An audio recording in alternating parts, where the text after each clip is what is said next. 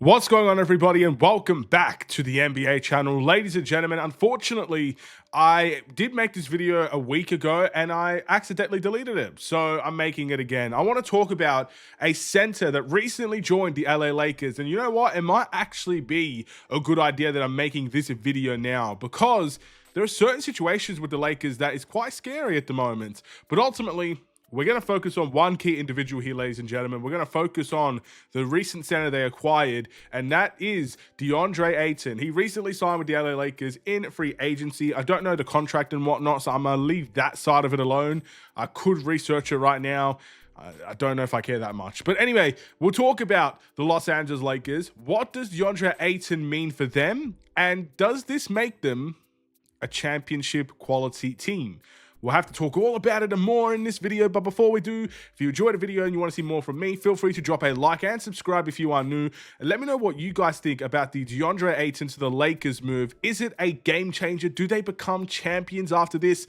Or does it maybe get them closer? Does it maybe not get them anywhere close? I really don't know. Again, the West has transformed massively over the course of the free agency period. So it's hard to really pinpoint who I think is going to be the favorites outside of the reigning champions at the moment. But regardless of that, it is very, very, very important to note that Deandre Ayton, whether you like him or hate him, whether you disagree with his attitude problems and whatnot, when he is able to put his mind to it, is a ridiculously talented center.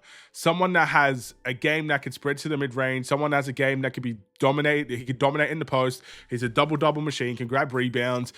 Defensively, he's not terrible. I know a lot of people like to have a go at him defensively. Maybe defensively, his stats don't look great, but when he's actually on it, defensively, he's quite decent. So a lot to like about Deandre Ayton to the LA Lakers. And is it the right center for them to go for? That is an interesting topic of discussion. But notice the words I'm speaking when I'm talking about Deandre Ayton. The words if and healthy and right attitude and all these words that I've been spewing. Because this is a massive part of the risk that the Lakers are making. You're getting a player that probably has a point to prove. Didn't do well in Portland, and that is a team that probably needed him to do well, and he just didn't do well in Portland. In Phoenix, he kind of got scapegoated and targeted as the key faults, and, you know, they question his work ethic and his attitude there as well. So this is his third team now. This was a center that was drafted really high and had a lot of expectations of him and had a lot of potential to be a superstar in this league. And so far, things have not gone exactly the way he probably thought it would and how the rest of the world probably thought it would. So there's a point to prove now going to LA and going to a team that so desperately needed a center, and they picked you to be that center. They picked Deandre Ayton to be the center of the future for them. So in more ways than one, he has a point to prove. He has a chip on his shoulder to go and deliver for the Los Angeles Lakers. So if he comes in with the right mindset, the right attitude, the right effort, the right, I guess, you know, reading the right plays and just doing some of the basic stuff well, because we know his talent goes beyond the basic level. But if he could start by getting the basics right and then obviously using that talent to get some of the advanced stuff right, getting some of the quality and some of the skills right, this is a really good center for the Lakers to have, and I do think it takes them to the next step. It was one of the biggest weaknesses, not having a center.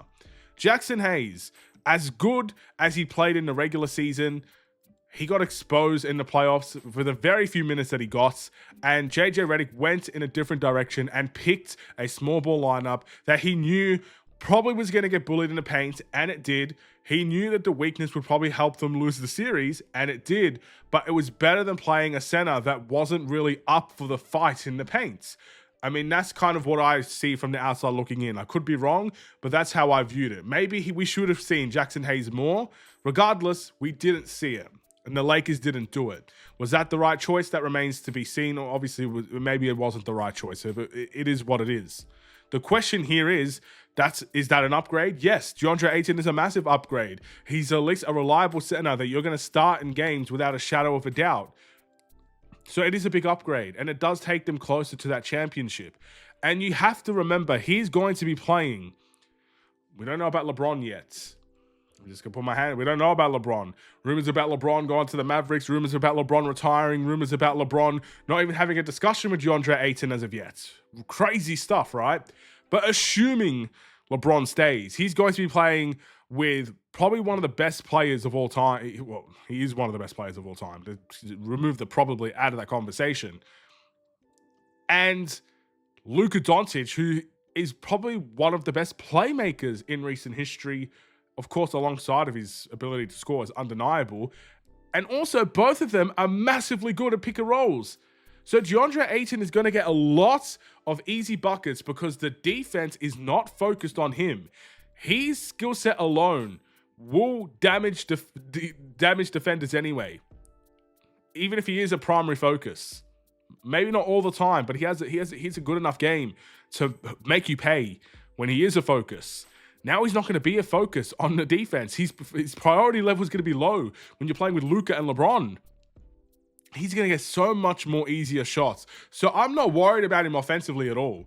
Offensively, I think this is a gem. I think any center in the world, you put me on that Lakers team, and I could get probably at least one bucket, maybe one bucket. Just one. But, you know, with a guy like Deandre Ayton, I'm not worried about his offense at all. I think even in a minimized role, he's going to do really, really well for the Lakers offensively. I'm worried about defensively and the attitude. If he could get that well corrected and he can get playing the right way with the points to prove, he'll be absolutely fine. And he'll be a big asset to the Lakers. If he can't do that, if that's once again been put into question, a lot of people saying he's passive as well. If he's going to be a passive player for the Lakers, then there's problems there. And ultimately, the risk will probably not pay off. And they maybe get a little bit better, but they don't get close to a championship without a fully revitalized, I guess that's the word, Deandre Ayton. Someone that is just ready to go from the very beginning and is going to play hard the entire season. That's what we want with Deandre Ayton. We'll see if we can get that. But I mentioned that it's probably the right time to talk about it. Well, we're talking about championships and how close the Lakers can get. I don't think the Lakers get close to a championship if LeBron James is not back.